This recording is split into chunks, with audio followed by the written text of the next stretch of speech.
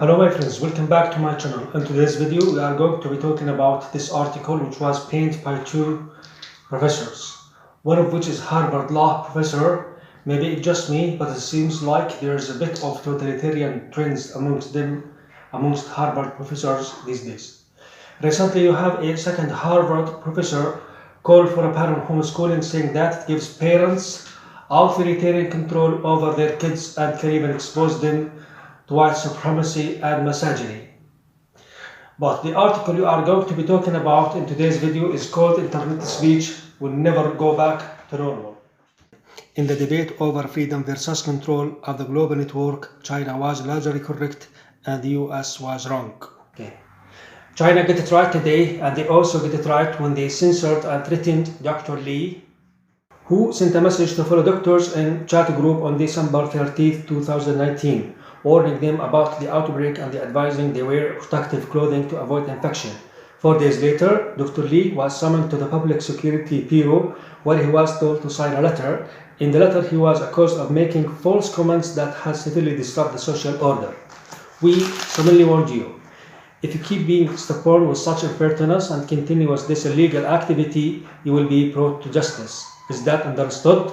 Underneath, and Dr. Li's handwriting is written, "Yes, I do."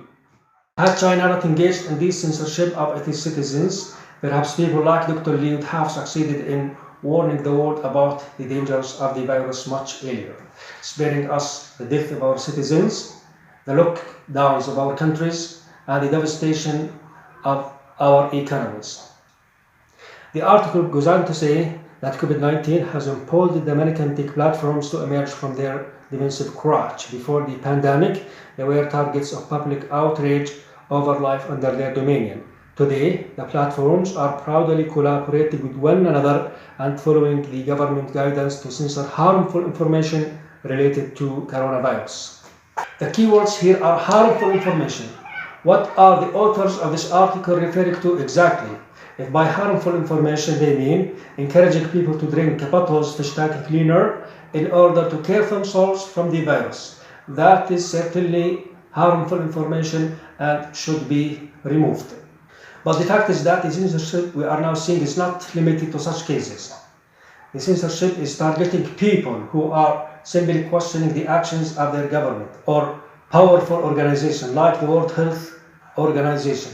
But the fact is that the censorship we are now seeing is not limited to such cases. The censorship is targeting people who are simply questioning the actions of their government or powerful organizations like the World Health Organization, neither of which have some sort of perfect understanding of this virus, and both of them have a lengthy track record of having made mistakes in their responses. The censorship is also targeting physicians who have alternate theories about the virus, which granted may be partially or even fully incorrect, but they should be permitted to debate in the public sphere until proven so. We played you a clip from a nearly hour-long video produced by two physicians in California, Drs. Dan Erickson and Artin Masihi. Likely many of you had already seen it. That video has had more than 5 million views on YouTube. In their presentation, the two doctors presented a flurry of data pointing to what we are currently learning about this virus and how it spreads. They recited pages of government statistics and then interpreted them in light of their own long clinical experience as doctors. At one point, they noted that the newly adjusted death rate in their state of California, which is much lower than anyone expected it to be, and they asked if government officials there should change their policies based on this new science. Unfortunately for all of us, informed debate is exactly what the authorities don't want. They want unquestioned obedience, so they're cracking down on free expression. Last night, the doctor's video, the one you just saw, was pulled off of YouTube, the largest video hosting site in the world. It wasn't an accident. YouTube admitted doing it. The company cited a violation of, quote, community guidelines, and they did not apologize. Looking back, when all of this is finally over, and it will be, it's likely we'll see this moment, what YouTube just did, as a turning point in the way we live in this country, a sharp break with 250 years of law and custom. The two doctors' video was produced by a local television channel in California. It was, in effect, a mainstream news story. The video was not pornographic. It didn't violate copyright or incite violence or commit libel. It didn't break any law. The only justification for taking it down was that the two physicians on screen had reached different conclusions from the people currently in charge. It was a form of dissent from orthodoxy. YouTube and its parent company Google have now officially banned dissent. The CEO of YouTube admitted that openly. Look, once again, I do believe that genuinely harmful and illegal should be removed from the internet.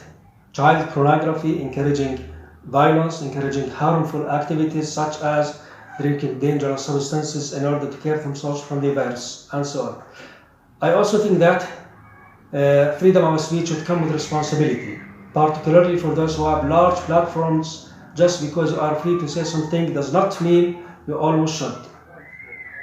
If you do choose to still say it, for example, you have a little contributions that turn out to be wrong, then you should admit to the mistake and correct it. But on the other hand, I personally do not believe for a single second that this push for internet censorship is being made in a good faith, that the motivation behind it are strictly for the good of the people. Rather, I believe that more so it's being pushed for the good of the establishment, to assist them in their goal of gaining even more power over the people that they already have. They want to gain complete control of the narrative and to silence any all criticisms of said narrative, which is, in a word, totalitarian.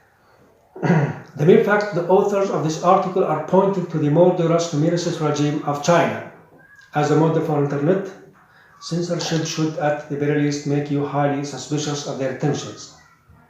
Personally, I'm willing to abide by what the government asks of me, as long as what the government genuinely is acting for the good of the people, not simply for its own selfish gain.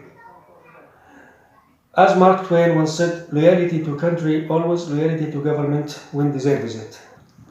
Thank you so much for watching, everyone. I really hope you enjoyed, and we will be back soon.